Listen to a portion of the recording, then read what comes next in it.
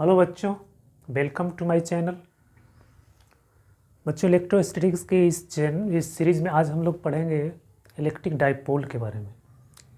Electric dipole एक important concept है, वो बोर्ड के लिए भी काफ़ी इम्पोर्टेंट है और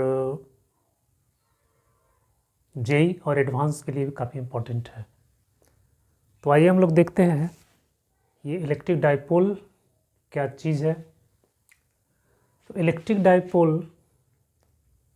बच्चों, यदि दो इक्वल और अपोजिट चार्जेस को अगर हम काफ़ी नज़दीक रखते हैं, जैसे नेगेटिव है पॉजिटिव है, तो ये दोनों तो एक दूसरे को अट्रैक्ट करेगा। लेकिन किसी कारण से अगर हम दो चार्ज को काफ़ी नज़दीक ला कर रखते हैं इस तरह से, तो ये जो सिस्टम बनता है नेगेटिव चार्ज और पॉजिटिव चार्ज का, इसी को बोला जाता है डाइपोल। तो डाइपोल क्या है? Dipole is a system of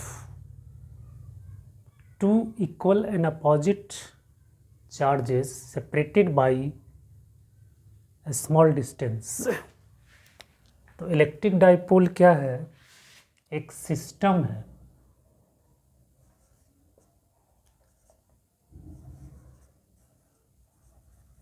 A system of to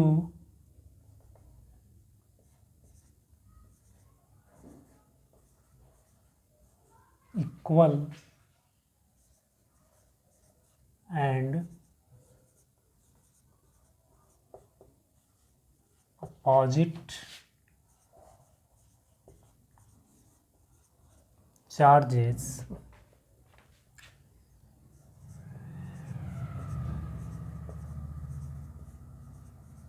separated by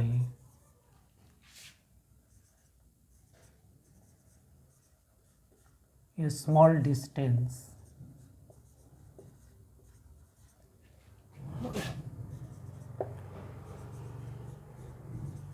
is called electric dipole।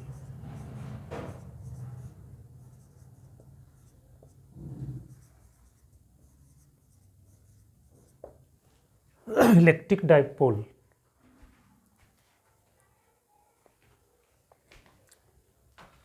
जो अगर नेगेटिव चार्ज है यहाँ पे Q, पॉजिटिव चार्ज है यहाँ पे प्लस Q, दोनों इक्वल है पर साइन अपोजिट है, तो ये जो सिस्टम बना इसको हम लोग बोलते हैं डाइपोल। इसके बीच का डिस्टेंस है, इसको हम लोग 2a लेते हैं।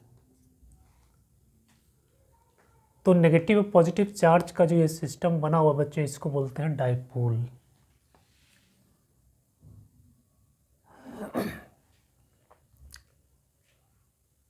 अब देखते हैं डाइपोल मोमेंट।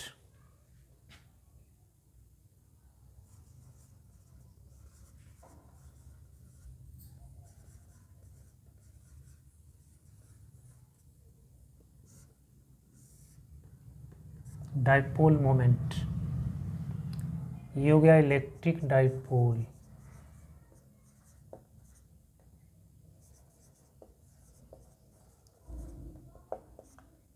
इलेक्ट्रिक डाइपोल, अगर डाइपोल मोमेंट क्या होता है? ये दोनों में से किसी एक चार्ज का मैग्नीट्यूड, यानी जो चार्ज है इसका मैग्नीट्यूड और इसके बीच का जो डिस्टेंस है 2a, इसका जो प्रोडक्ट होता है इसी को बोला जाता है डाइपोल मोमेंट। तो dipole moment is the measurement of the strength of this dipole. इस डाइपोल का जो स्ट्रेंथ है उसको मेजर करता है डाइपोल मोमेंट। तो डाइपोल मोमेंट क्या है?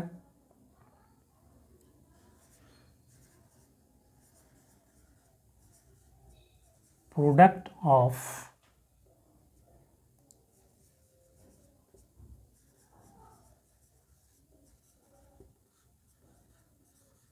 the magnitude of either charge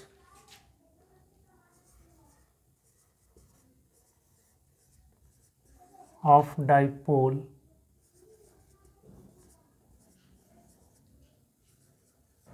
and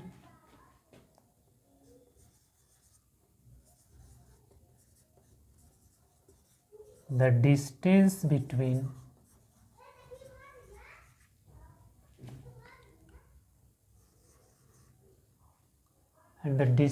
between the two charges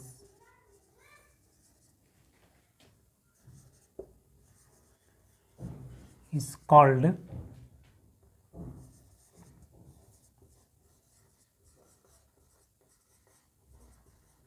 dipole moment.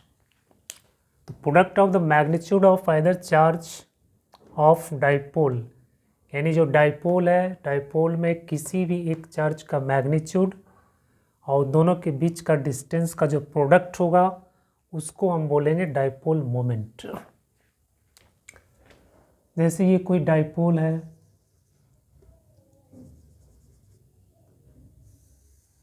इसके बीच का डिस्टेंस 2a लेते हैं और ये चार्ज है -q, ये चार्ज है +q। ये एक डाइपोल हो गया। तो जो डाइपोल मोमेंट को हम P से डिनोट करते हैं। तो P इक्वल टू हो जाएगा Q into 2a, Q into 2a। इसका वेक्टर फॉर्म हो जाएगा ये P equal to Q into 2a। ये तो स्केलर क्वांटिटी है, तो इसको हम लोग वेक्टर कंसीडर करते हैं। ये 2a जो है डिस्प्लेसमेंट डिस्टेंस, ये आपका हो गया वेक्टर। इसका जो डायरेक्शन होता है बच्चों, वो होता है नेगेटिव से पॉजिटिव की तरफ। डाइपोल का डायरेक्शन हमेशा नेगेटिव से पॉजिटिव की तरफ होता है। Its direction is from negative to positive, यानी नेगेटिव चार्ज से पॉजिटिव चार्ज की तरफ इसका डाइपोल मोमेंट का डायरेक्शन होता है। तो ये हो गया बच्चों P equal to Q into 2a। Q हो गया चार्ज का ये मैग्नीट्यूड और उसके बाद है ये दोनों चार्ज के बीच का डिस्टेंस। अगर हम डिस्टेंस L ले लेंगे तो Q इंटू L हो जाएगा, अगर हम डिस्टेंस 2L ले लेंगे तो Q इंटू 2L हो जाएगा। ये ज़रूरी नहीं है कि 2a ही ले, सुविधा की दृष्टि से 2a लिया जाता है, पर हम डिस्टेंस कुछ भी ले सकते हैं। Q इंटू डी भी ले सकते हैं। अगर डिस्टेंस d ले लेंगे तो Q इंटू डी हो जाएगा डाइपोल मोमेंट। तो बच्चों ये हो गया डाइपोल और डाइपोल मोमेंट। अब डाइपोल मोमेंट का जो यूनिट होता है, ऐसा यूनिट इसका क्या हो जाएगा, कूलम्ब मीटर।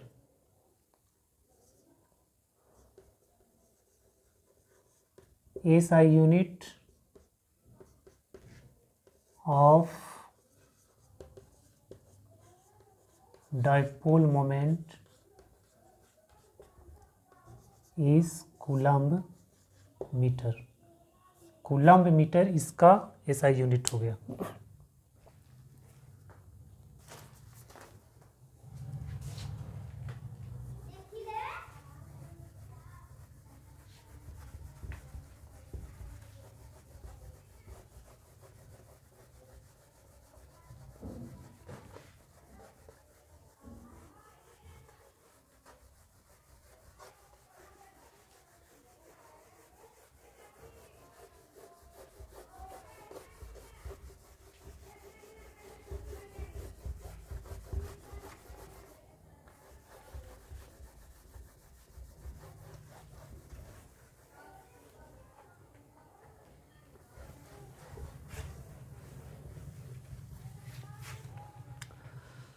अब आइए देखते हैं potential due to dipole.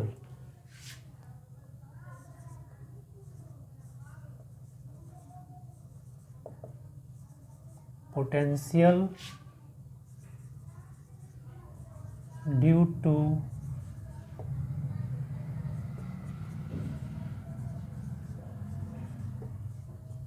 Electric dipole.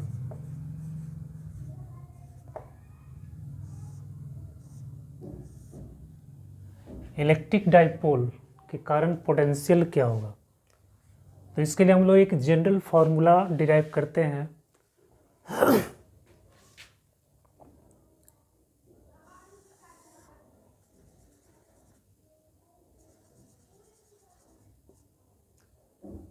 यह माइनस क्यू ए बी और यहाँ पे चार्ज है प्लस क्यू, दोनों के बीच का डिस्टेंस हो गया 2a। इसका ये मिड पॉइंट हो गया बच्चों। तो ये डिस्टेंस हो जाएगा आपका a और ये डिस्टेंस हो जाएगा आपका a। अब हम कोई जनरल पॉइंट लेते हैं P, इसका डिस्टेंस है R।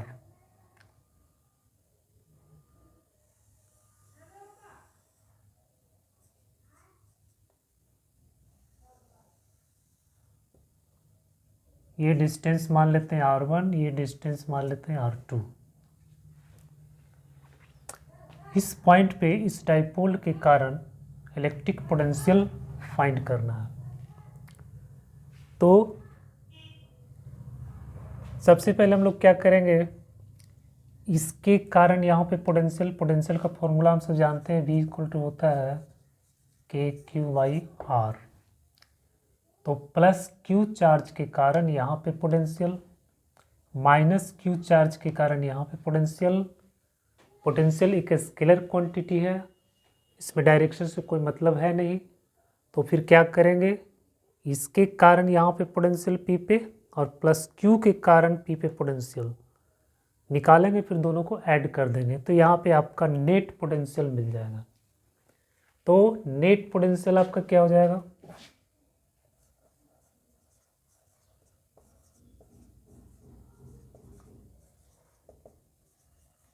नेट पोटेंशियल आपका क्या हो जाएगा, V इक्वल टू इसके कारण B के कारण जो पोटेंशियल, इसको हम लोग मान लेते हैं V1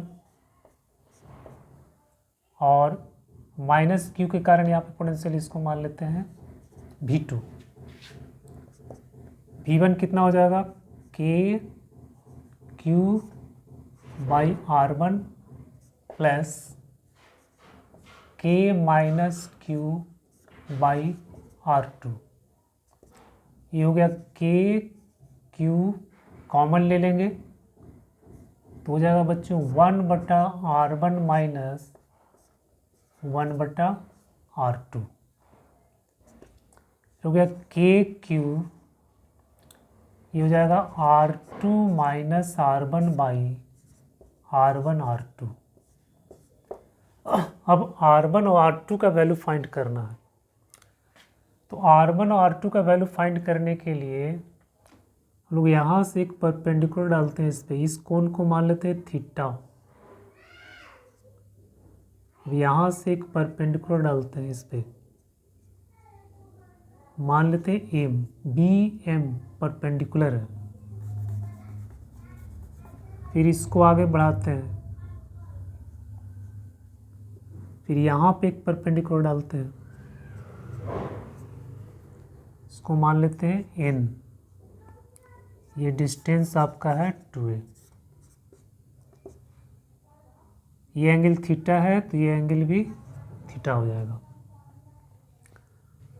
चूँकि ये बच्चों ये डिस्टेंस काफ़ी बड़ा होता है, यानी r का वैल्यू एक के कंपैरिजन में बहुत ज़्यादा होता है, इसलिए ये वाला जो डिस्टेंस है और ये वाला डिस्टेंस अप्रॉक्सीमेटली इक्वल लेते हैं। यानी R1 बराबर PM और इधर में जो है PA बराबर PN। तो ये डिस्टेंस इसके बराबर हो जाएगा PN के अप्रॉक्सीमेटली, और PB जो डिस्टेंस है वो PM के बराबर हो जाएगा। तो अब हम यहाँ पे निकालते हैं ये राइट ट्रायंगल हो गया, ये भी राइट ट्रायंगल हो गया। तो इस ट्रायंगल में ट्रायंगल ओ एम बी में, in triangle O M B, इसमें जब cos theta equal to O M by B by H O B, तो ओ एम इक्वल टू हो गया O B cos theta. O B आपका क्या है, ए, तो हो गया ए कॉस थीटा। तो ए कॉस थीटा हो गया। तो ये आपका R1 बराबर क्या हो जाएगा, इतना ये इसके बराबर है। R1 बराबर है PM का, और PM को हम लोग क्या लिखेंगे, PO माइनस इतना, OP माइनस OM, OP है R minus A cos theta. तो ये आपका R1 निकल गया। अब हम इस ट्रायंगल में आते हैं। इन ट्रायंगल OAN, अब इसमें जो है कॉस थीटा होगा, इसमें कॉस थीटा लेंगे तो ON बाई OA, यहाँ से आपका ON निकल जाएगा OA कॉस थीटा बराबर A कॉस थीटा। R2 का जो वैल्यू हो जाएगा, R2 मीन्स PN, तो PN को हम लोग लिखेंगे PO plus ON, PO plus ON। PO आपका R है और N हो गया A कॉस थीटा। तो ये आपका R1 निकल गया, ये आपका R2 निकल गया। अब ये वैल्यू हम इसमें पुट कर देते हैं। तो यहाँ पे हो जाएगा बच्चों KQ, R2 का वैल्यू क्या हो गया, R plus A cos theta,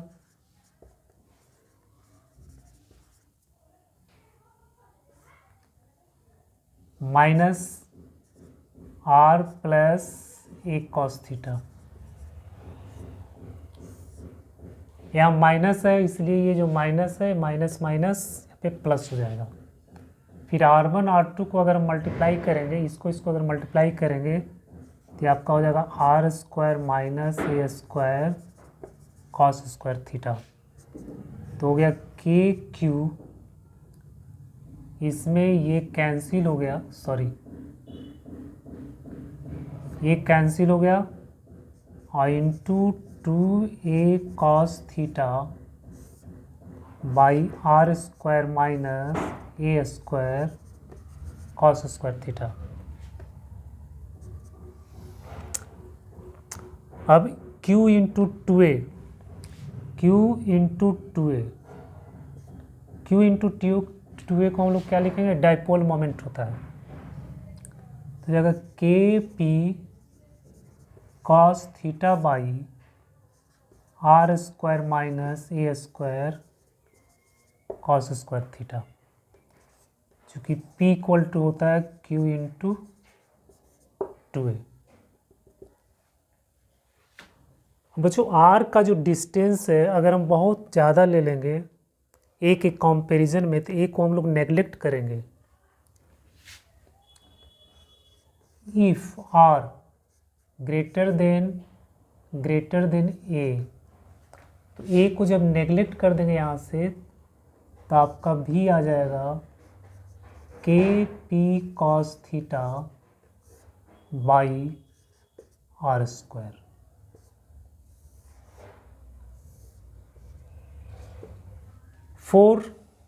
ये हो गया 4 शॉर्ट डाइपोल। अगर डाइपोल बहुत छोटा है तो हम लोग इस फॉर्मूला को यूज करेंगे। K P cos theta by R square. Question में दिया हुआ रहता है कि dipole is very small, for a small dipole. तो फॉर ए स्मॉल डाइपोल के लिए हम लोग K P cos theta by R square का यूज करेंगे, और अगर वो ऐसा नहीं दिया हुआ तो हम लोग इसका यूज करेंगे, K P cos theta R square minus A square cos square theta. अब इसमें बच्चों कुछ केसेस अब हम लोग यहाँ पे देखते हैं, आप इसको नोट कर लीजिए। ये इम्पॉर्टेंट डेरिवेशन है, बोर्ड के लिए भी है, पर कंपटीशन में तो डेरिवेशन से मतलब नहीं है, पर बोर्ड के लिए काफ़ी इम्पॉर्टेंट डेरिवेशन है ये। कंपटीशन में तो आपको सिर्फ फॉर्मूला याद रखना है और इस कॉन्सेप्ट को याद रखना है।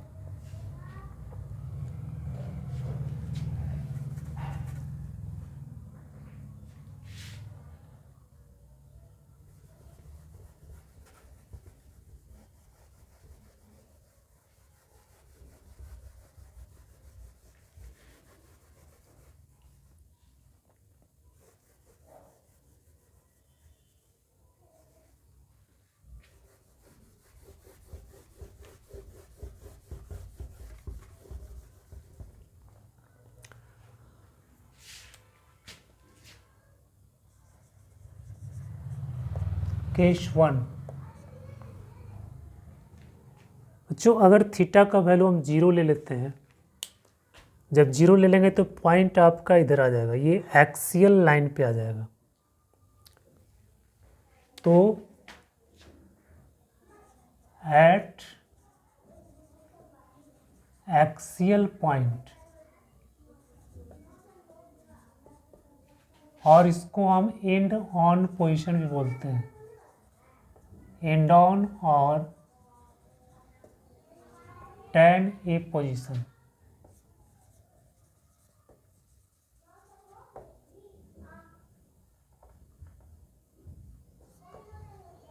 तो इस पॉइंट पे क्या हो जाएगा, थीटा इक्वल टू हो जाएगा 0 डिग्री,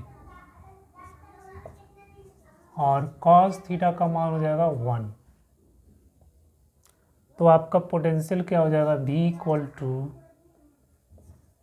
के P by R square for small dipole. छोटे डाइपोल के लिए V इक्वल टू हो जाएगा के पी बाई आर स्क्वायर। और अगर हम यहाँ पे यूज़ करेंगे तो ये 1 हो जाएगा, तो आपका R square minus A square हो जाएगा। ये बच्चों आपका जो है ये कॉस थीटा का 1 जो वैल्यू है, ये इसका कॉस थीटा का मैक्सिमम वैल्यू है। तो यहाँ पे जो पोटेंशियल है ये आपका मैक्सिमम है। केस 2, एट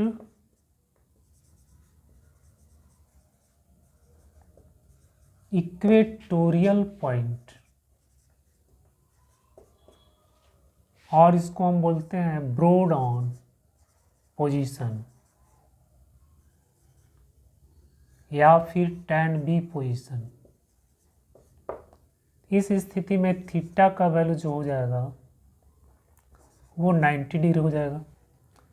तो थीटा जब 90 डिग्री होगा तो कॉस थीटा का वैल्यू कितना हो जाएगा, 0। तो भी का मान कितना हो जाएगा, 0, यानी पोटेंशियल आपका कितना हो जाएगा, 0, और ये आपका हो जाएगा मिनिमम वैल्यू हो जाएगा।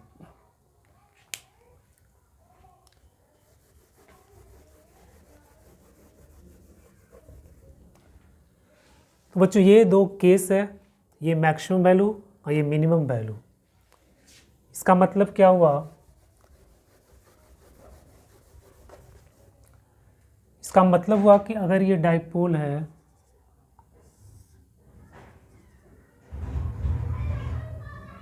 -q + q, तो इसका ये जो एक्सियल लाइन है ये आपका एक्सियल लाइन हो गया। यहाँ हो गया सेंटर, यहाँ से r डिस्टेंस पर अगर कोई पॉइंट P है तो इस पॉइंट पे पोटेंशियल जो होगा वो हो जाएगा के पी बाई आर स्क्वायर।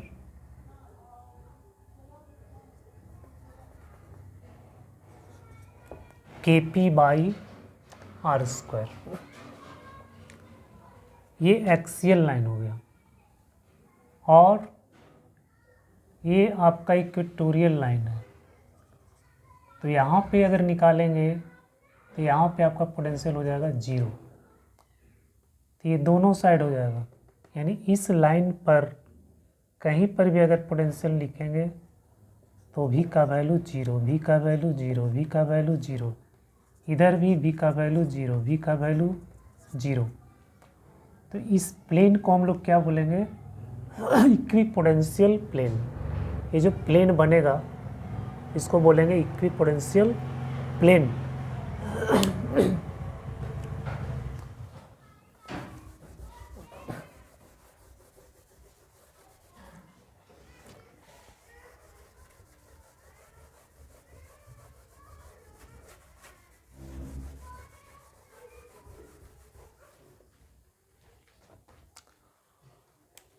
अब देखना electric field.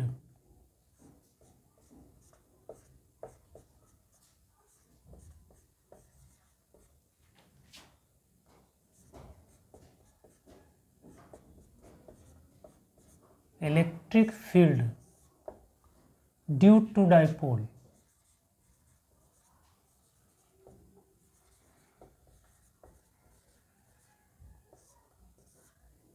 Electric field due to dipole.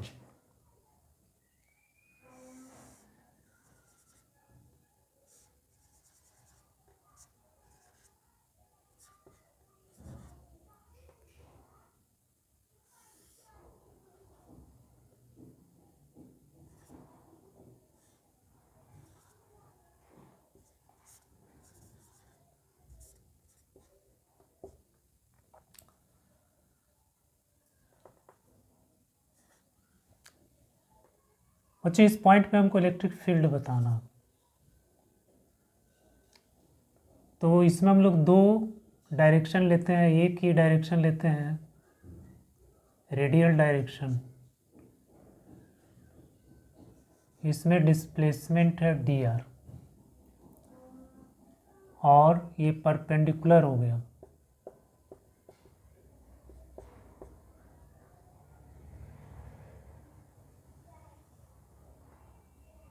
इसको हम इस पॉइंट को थोड़ा सा शिफ्ट करते हैं आगे डी थीटा एंगल से।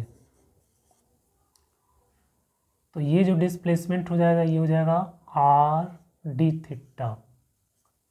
ये आपका कितना हो जाएगा यहाँ से यहाँ तक, ये आर डी थीटा। क्योंकि हम लोग ये जानते हैं अगर ये आर है और यहाँ से डिस्प्लेसमेंट अगर एल है, ये एंगल थीटा बनता है, तो थीटा इक्वल टू होता है एल बाई आर। तो एल बराबर हो जाएगा आर थीटा। तो उसी तरह से है, इसको हम रोटेट करते हैं इस तरह से इस पॉइंट को, ये एंगल बनाता है डी थीटा। ठीक है, तो ये हो जाएगा R D theta. R D theta से ये रोटेट हो गया। तो इसमें हम लोग दो डायरेक्शन में फील्ड निकालेंगे, एक dr रेडियल डायरेक्शन में और फिर इसके परपेंडिकुलर डायरेक्शन में। ये ई थीटा और ये हो गया ई आर।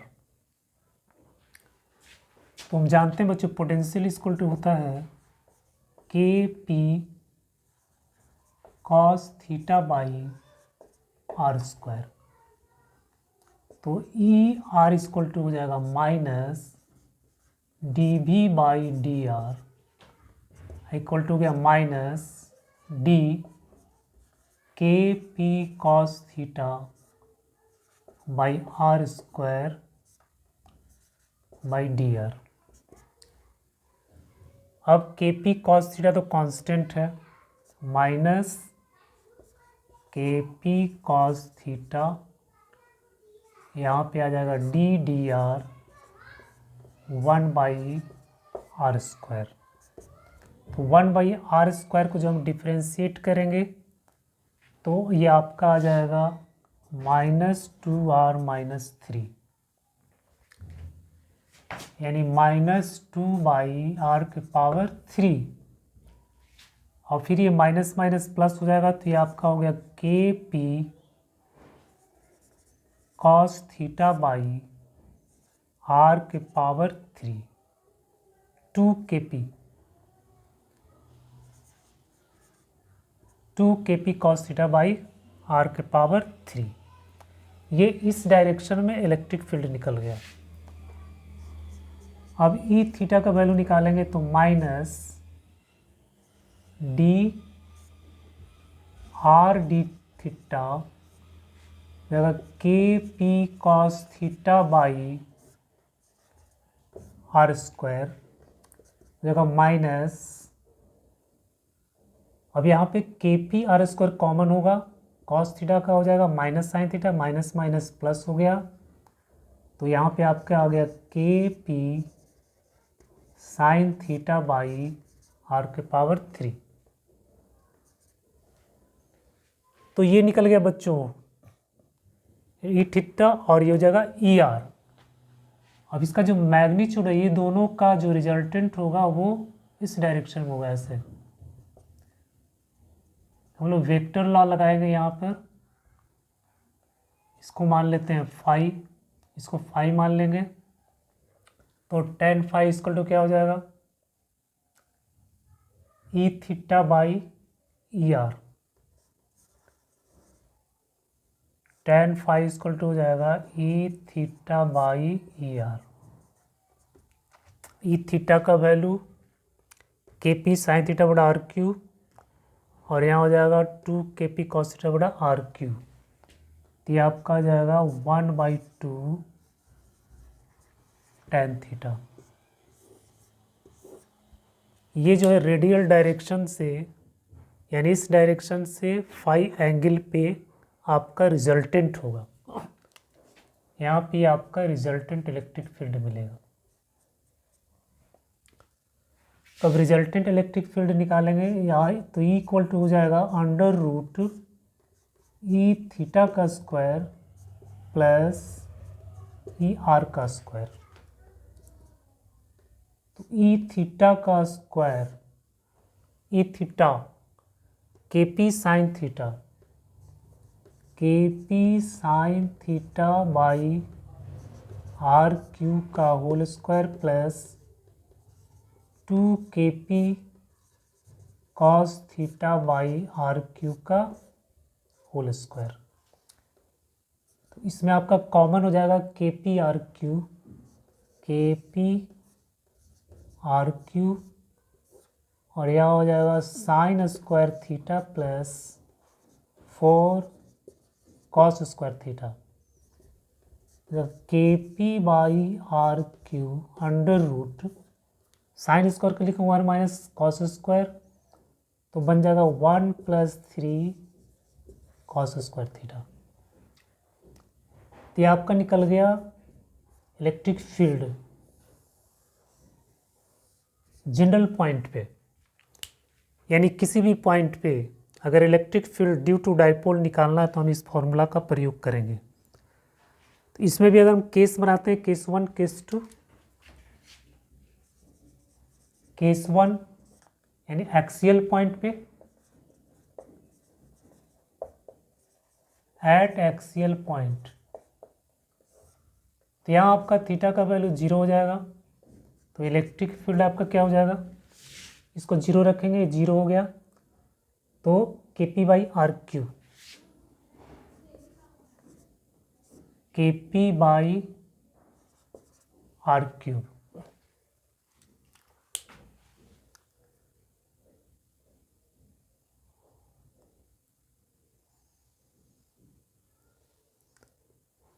KP² कॉमन हो गया, sign square theta 4 cos square, theta का वैल्यू 0 रखेंगे तो ये 1 हो जाएगा, सॉरी ये 1 हो जाएगा, तो 3 2 KP/r³। ये एक्सियल पॉइंट पे हो गया। Case 2 equatorial point, equatorial point जब थीटा का वैल्यू 90 डिग्री, तो इलेक्ट्रिक फील्ड आपका क्या हो जाएगा, तब ये 0 हो जाएगा, तब ये KP/R³ हो जाएगा।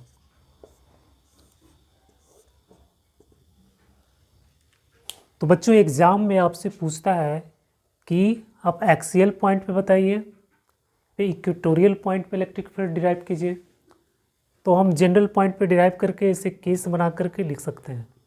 एक्सियल पॉइंट पे पूछेगा तो हम ये बता देंगे, इक्वेटोरियल पॉइंट पे पूछेगा तो हम ये बता देंगे।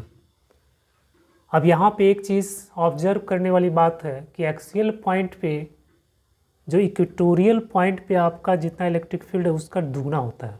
सेम डिस्टेंस पर एक्सियल पॉइंट पे इलेक्ट्रिक फील्ड अधिक होता है, डबल होता है इक्वेटोरियल पॉइंट से।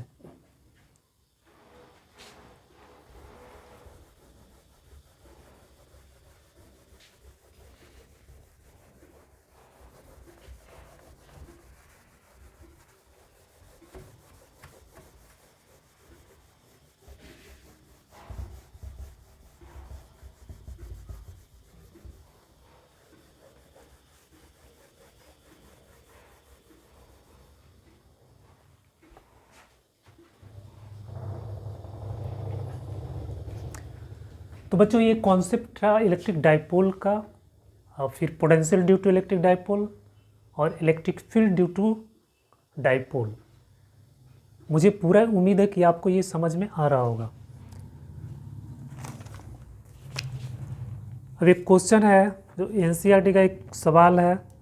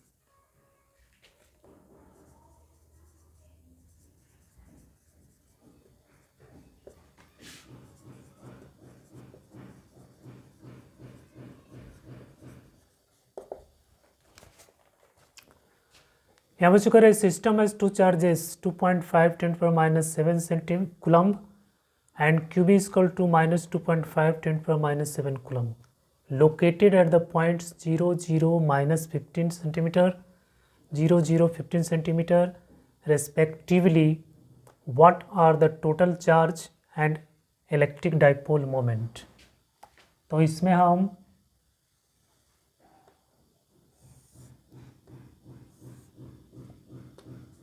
x y z Z axis पे पॉइंट दिया हुआ है 0 0 15 सेंटीमीटर 0 0 15 सेंटीमीटर, और इसके नेगेटिव में दिया हुआ है 0 0 -15 सेंटीमीटर।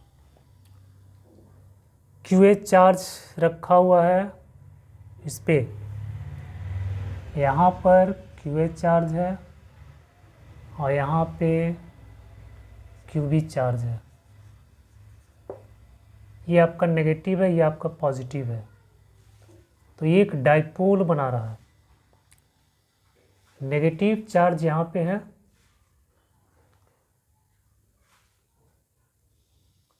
-2.5,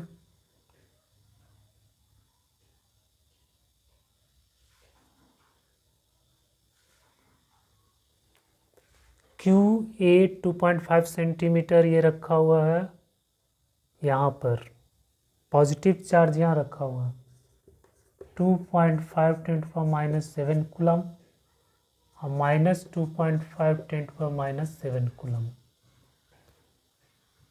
बच्चों इसमें कह रहा है कि टोटल चार्ज बताइए, तो टोटल चार्ज आपका कितना हो जाएगा?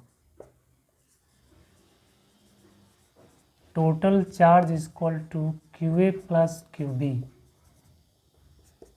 QA है 2.5 × 10⁻⁷ और ये है 2.5 × 10⁻⁷ इक्वल टू 0। टोटल चार्ज आपका हो गया 0। फिर ये डिस्टेंस निकालेंगे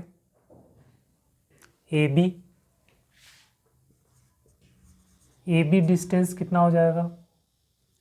यहाँ से यहाँ तक 15 हो गया, ये हो जाएगा 15, तो 15 + 15 इक्वल टू 30 सेंटीमीटर। ये आपका डिस्टेंस निकल गया। हमको निकालना डाइपोल मोमेंट, तो डाइपोल मोमेंट इक्वल टू होता है Q × 2A। चार्ज आपका दिया हुआ है 2.5 × 10⁻⁷ और ये जो डिस्टेंस है, ये डिस्टेंस है 30 सेंटीमीटर, तो 30 × 10⁻² मीटर में चेंज कर देंगे इसको, 30 × 10⁻²। तो यहाँ पे आपका आ गया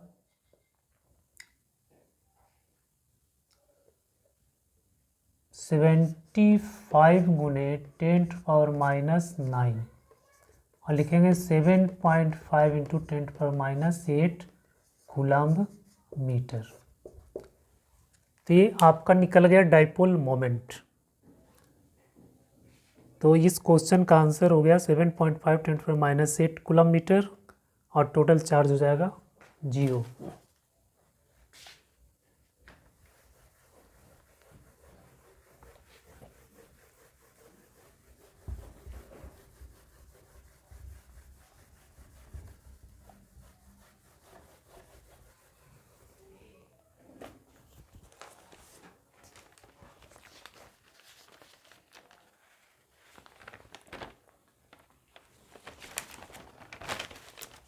तो बच्चों आज का लेक्चर आपको कैसा लगा,